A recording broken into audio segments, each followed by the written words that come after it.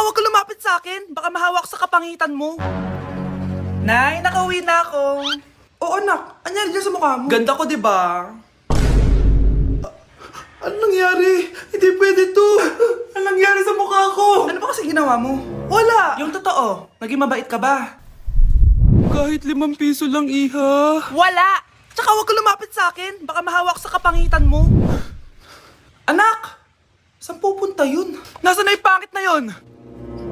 Manda ka sa akin. Hoy! Ano ginawa mo sa akin, ha? Hinawaan mo ako ng kapangitan mo! Hindi ka pa rin natuto, Scarlett, no? Ha?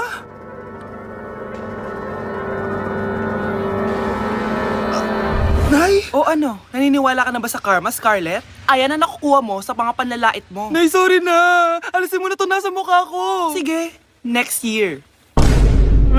Paano na ako magkakajowa neto?